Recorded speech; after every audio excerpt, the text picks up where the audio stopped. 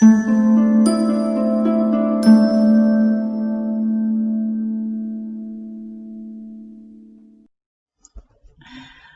guys. So a lot of you have seen me basically teaching hemispheric integration stuff, right?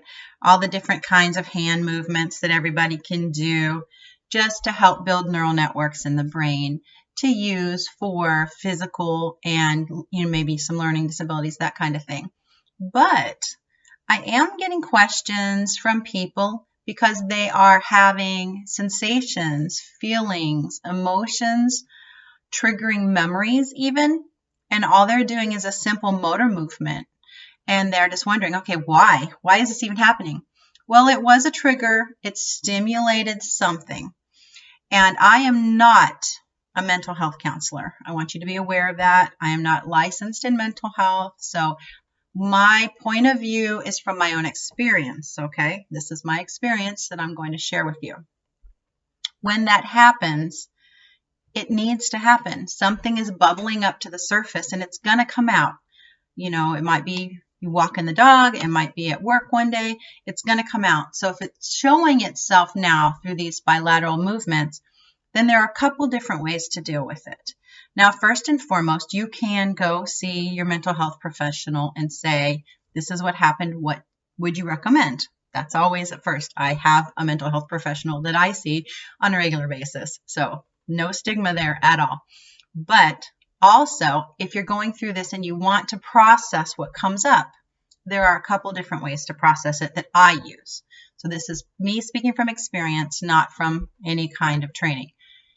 Number one is what I call the more feminine way, the way of love, which is when it's an emotional processing. So the feeling comes up, the memory comes up, something gets triggered.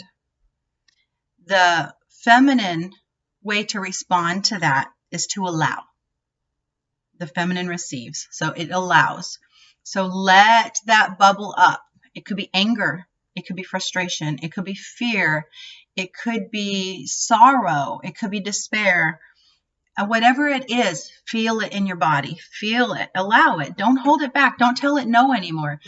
Get in a safe space, not driving or something, and then let it bubble out and cry your eyes out or punch a punching bag or whatever you got to do to let this through you and get out. Because once it's gone, it's gone. It's not going to trigger again. It's triggering because it needs to come out. And so that's the feminine way of expressing the emotion. Whatever comes through, basically just expressing it. That would be the feminine aspect of handling that. The more masculine aspect of handling that, and I don't mean masculine and feminine as male and female, by no means. I just mean the way of love and the way of wisdom. So in the masculine way and the way of wisdom, there wouldn't be a lot of emotion involved, but the feeling, the emotion, the memory, the picture, the trigger happens. And the masculine way to handle that is to look at it and process it, not to feel it, but to look at it from every perspective. So it'd be like something comes up from my childhood that I remember, and I remember the feeling, the feminine side. I didn't feel loved. I didn't feel seen. I didn't feel appreciated. Well, then my reasoning steps in, the masculine aspect, the wisdom, and it says, well, your mom was doing the best she knew how to do. She had her own problems, and she couldn't cope. She didn't know what to do. And so the masculine side or the wisdom side is to look at it and to give it perspective. Take yourself out of it. Take your feelings out of it and just stand over the whole situation. Just pull yourself out of the whole situation and look at yourself and the other people involved, or just yourself, and stand over you and look at you and just see it from another perspective. See how the other people involved looked at that situation. Whatever you need to do to understand what really happened.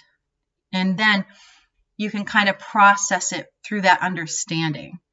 And so really when I have things triggered in me, I do a little bit of both. Sometimes I sit and cry for half an hour and I don't even know why. I just have to bawl. So I'm like, okay, I don't know. I just accept it. I'm an emotional person. I accept it. I just bawl for half an hour. And then afterwards I look at it and go, wow, what did they say that triggered me? And why? What did it hit in me? It hit something really deep. It wasn't even about them. It was about what they triggered inside of me from my childhood or something like that. And so then I kind of do both approaches. I do the releasing the emotion approach and the understanding where it came from approach. And between those two, I've been very successful in working through a lot of trauma, a lot of CPTSD stuff that I've had in the past. So those are just my opinions on what to do if you're just doing these neuromotor exercises and something gets triggered. But, you know, like I said, definitely if you have a mental health professional, hey, bring it up in session and ask them about it. But if you're working through the stuff yourself, then those are two very safe approaches to allow yourself to feel and then to look at it from a distance. And those will help you work through those things. You really can't keep pushing it down and keep pushing it down. It's just going to keep bubbling up. And every time it bubbles up, it's going to be the most imperfect time. And it'll just make your life miserable because you never know what's going to come up next. So do yourself a favor and don't be afraid. Don't be afraid of the stuff that you're working through.